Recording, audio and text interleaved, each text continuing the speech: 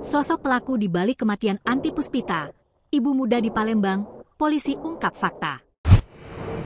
Sosok pelaku di balik kematian Anti Puspitasari, wanita muda yang ditemukan tewas di kamar hotel di kota Palembang pada Minggu, 12 Oktober 2025, kini dalam pengejaran polisi.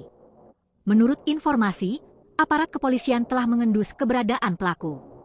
Namun, Kapolrestabes Palembang Kombes Pol Haryo Sugiharto melalui Kasat Reskrim AKBP Andri Setiawan menyebut, penyidikan dan pengejaran masih terus dilakukan. Benar, korban bernama Anti Puspitasari, 22. Dari hasil pemeriksaan awal, korban diduga kuat menjadi korban pembunuhan, ujar AKBP Andri Setiawan kepada sripoku.com, Minggu, 12 Oktober 2025. Tim gabungan dari Satreskrim, Piket Reskrim, Unit Inafis Polrestabes Palembang, dan Polsek Ilir Timur II telah mendatangi lokasi kejadian dan meminta keterangan sejumlah saksi. Kami akan berusaha keras untuk menangkap pelaku. Doakan semoga cepat terungkap dan pelaku segera tertangkap, tegas Andri.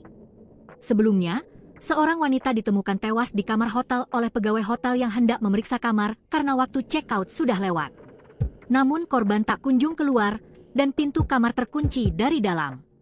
Pintu dibuka menggunakan kunci cadangan. Sekitar pukul 15 WIB diketahui korban sudah meninggal dunia, ujar Kanit Reskrim Polsek Ilir Timur II AKP A. Rafiq usai melakukan olah TKP. Saat ditemukan, korban berada dalam posisi tertutup selimut dengan tangan terikat, diduga telah meninggal dunia beberapa jam sebelum ditemukan. Polisi kini memasang garis polisi di sekitar lokasi hotel untuk kepentingan penyelidikan. Jenazah korban telah dievakuasi ke Rumah Sakit Bayangkara Palembang guna dilakukan autopsi.